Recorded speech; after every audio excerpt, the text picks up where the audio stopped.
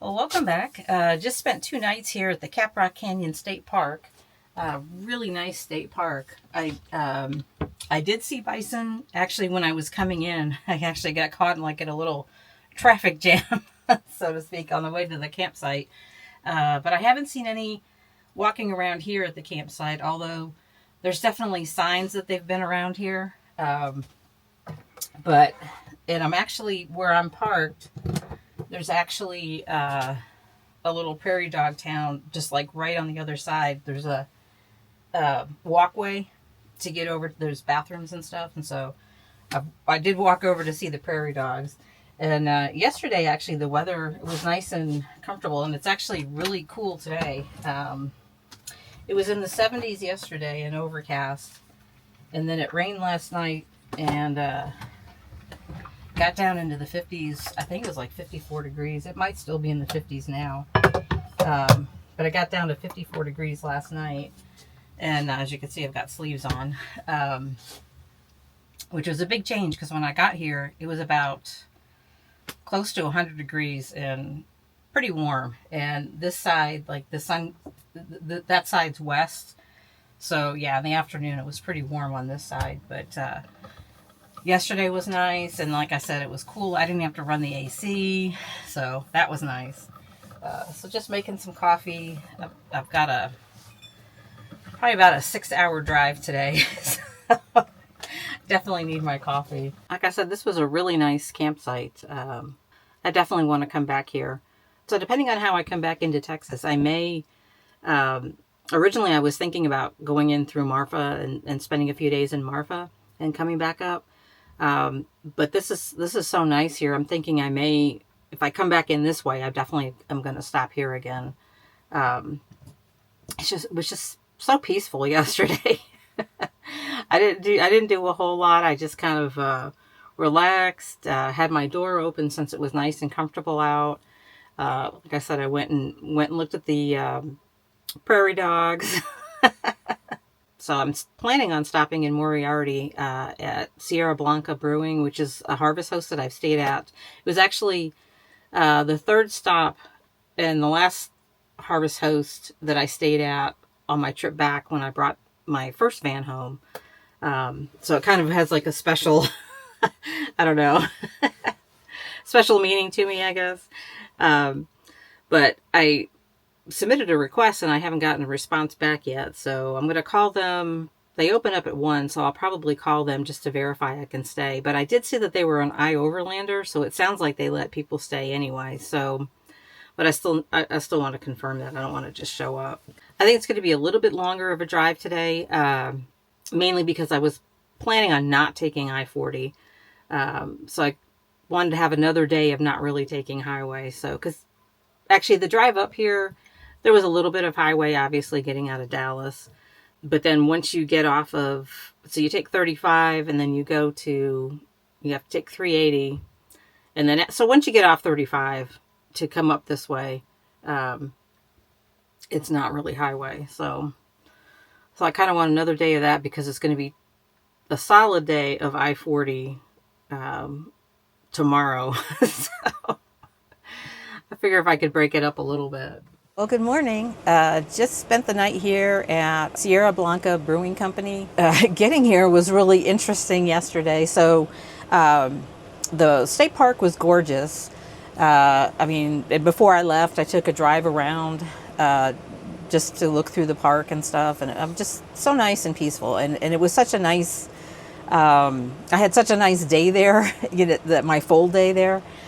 So the drive leaving there, originally I was going to do all back roads to here, and I think it would have added like 40 minutes. And so I decided, for the last little bit, I'll just go ahead and take 40. So the drive all the way to 40 was really peaceful, quiet, uneventful. And I've taken 40 multiple times, and knock on wood, it's always been fine. Well, yesterday, as soon as I got on the highway in Santa Rosa, I could see right before I got on the highway, I saw a police car with his flashing lights get on the highway. And I knew he wasn't chasing anybody, so I thought, okay, he's heading to something. And as soon as I got on the highway, I could see black smoke, and I'm like, oh, probably a car fire. It had just happened, and so I was, got over to the left lane, and of course, everything stopped. But I was pretty far up in the left lane, like the traffic was just stopping at that point, and saw some more cops go by. I guess the fire department was already there at that point. So by the time we started moving again, turns out it was actually a Class A RV. So, hopefully everybody's okay. And, that's terrible because it was a total loss. I couldn't tell. At first I thought it was a gas engine, which would mean the engine's in the front and the fire looked like it was started in the back, because that was like the most destroyed. I mean, it was all destroyed, but that was the most of it that was destroyed. But looking at it again, I think it may actually have been a diesel pusher, which means the engine would be in the back. So it looks like it could have been an engine fire. So anyway, get past that, and about, I kind of noticed clouds up ahead. It had been cloudy all day yesterday, pretty much. And by the time I got to Santa Rosa, the sun had kind of peeked out. Anyway, so as I'm driving along, about 15 minutes later, I'm like, there's rain up ahead. And it looked really dark. So I was thinking, okay, we're going to come into some rain. It started to, big plops of rain. And then it was just like an immediate torrential downpour. Like, not even like gradual. I mean, just like immediate, like just dumping of rain. To the point where it was like blinding. So, put on my hazards, of course, trucks around me, they all have their hazards on. We all, I had already started to slow down, but like I needed to even slow down further because it came down so fast. And then I started hearing, I knew it was hail. And I mean, it was just like, I recorded the video of it, but the video doesn't really capture how loud it was. It was so loud. I'm like, oh, I'm going, I'm going to Las Vegas for service, but I'm like, at this point, I'm thinking to myself, is the hail like going to damage the van to the point where like it's totaled? Like that's what's running through my head. Although I didn't see like, if it was golf ball sized or the kind of hail that would total a car, I didn't see it. I just heard it. It was so loud, and it went on for so long. Thankfully, it was pea-sized, and it didn't do any, as far as I could see, there's like no dents. And after I came out, like at one point, I even pulled over, like several of us on the road pulled over and just kind of waited it out for like a minute or two. And then got through it, and then it was fine. But after I got through it, I was looking at cars as they went by that I knew had just been through it, and I didn't see any hail damage on them. So I'm like, okay, I probably don't have any hail damage. And thankfully, as far as I can see, there isn't any dings or anything. But that was just, it's just like, really? And it was only an hour drive from there to the Harvest House. So I'm like, all this in 1 hour. But I did get to the Harvest House fine, so no issues there. Of course, now their parking lot is like a clay, and they clearly had rain before I got here, but the sun was out. But I parked closest to, there's like a grassy area. I parked as close to that as I could because I thought, okay, if there's more rain, worst case scenario, I can like maybe get out through the grass area. And sure enough, last night around, I guess it was probably around 9:30, 10 o'clock, something like that. A storm came through, and it was just, I didn't hear hail, but it was definitely a heavy downpour, and there was some thunder rumbling and stuff. And I've looked at it, and there is quite a bit of water over there. I'll show you here in a second. Now, there was 2 Class C's. They're gone now. There's a truck camper in front of me, and then there was a van. I don't think they're here anymore. I can't see them, but they were in front of the truck camper. And they were actually towing a boat. And they were all, there was I think it was a Thor Sequence. So it's also a ProMaster, but so they made it out. And they're towing a boat. So I should be able to get out fine. Got a long drive today. Today is probably going to be the longest drive. It's 6 hours. I'm sweating. The heat's coming in I've got my fan on, but the heat's coming in from the window, because the sun's hitting it on this side. Yeah, it's about 6 hours according to Google, but you figure with stops, it's going to be closer to 7 hours because I'm going to stop in Seligman tonight at the KOA there. And then it's about 3 hours to Vegas from there tomorrow. And then my appointment's on the 10th, so I have an extra day before the appointment. I figured it gives me a little time to like chill out and probably put this video together. Yeah, it's been interesting, especially because it was that state park was just so nice. It was so peaceful. And of course, this Harvest Host is really nice. So I enjoyed that. It was just that 1 hour yesterday that was just really kind of wild. I'm going to get ready to go here and get on the road. As you can tell, I am procrastinating because I'm just not looking forward to that long drive, but I got to get it over with.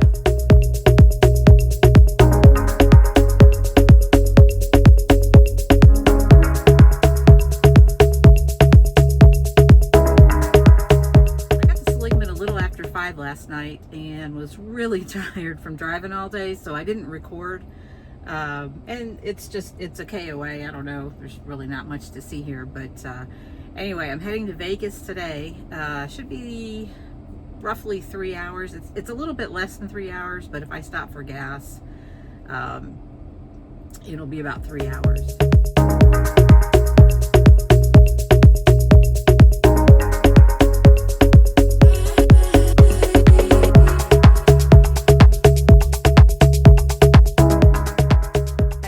Just outside Reno, Nevada, at a KOA. I'm only 40 minutes away from where the Adventure Van Expo is going to be, which I'm leaving here tomorrow to go to that.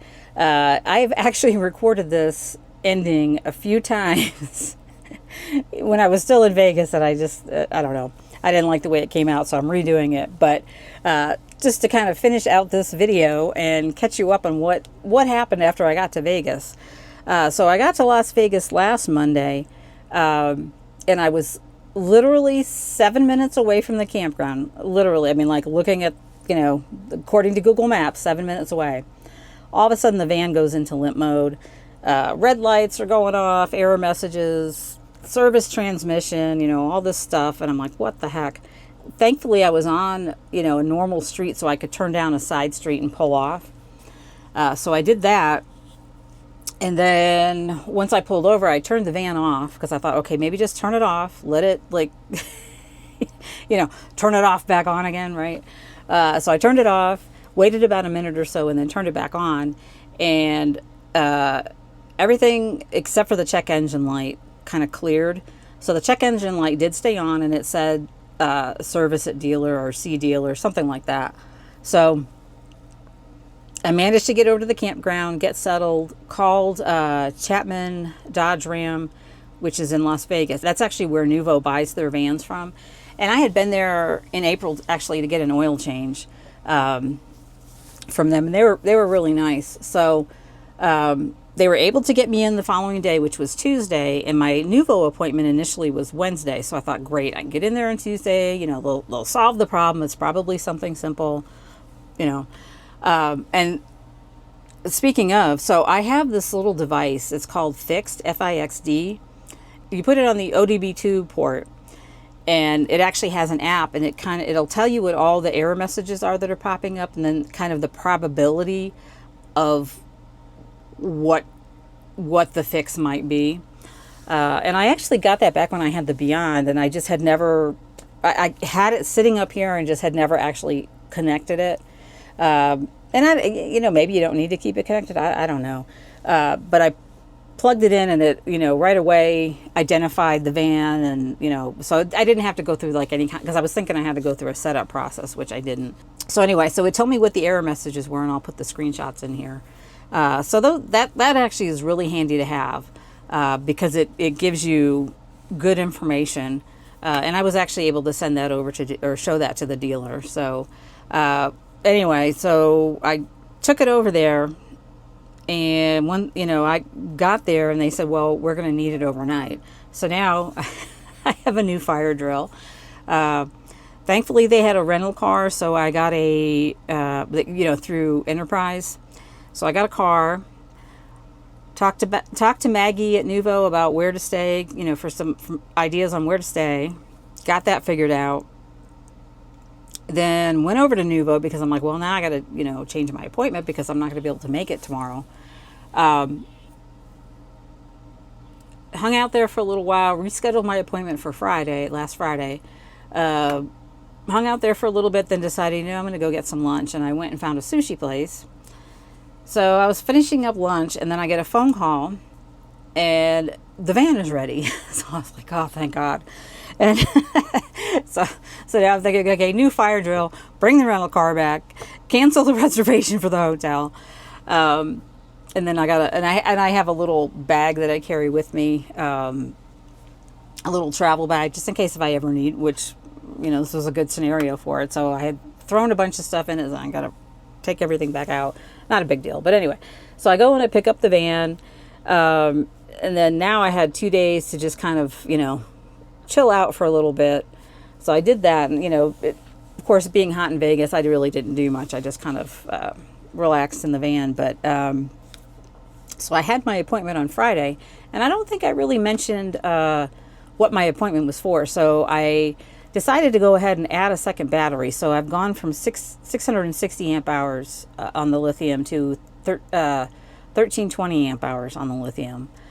So I'm really, really looking forward to testing that out this weekend with boondocking, because I know typically when I've boondocked, it's either two scenarios, like I did last spring where I'm driving for a bit and then I find a spot to stop at for the night. So, charging back up, right?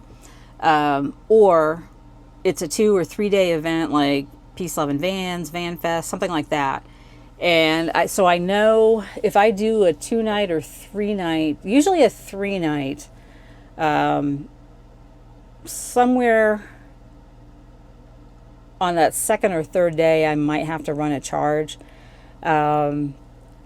So this is going to be a really good test. Now, this the Adventure Van Expo is only a 2 night boondocking thing. So yeah, so we get there Friday.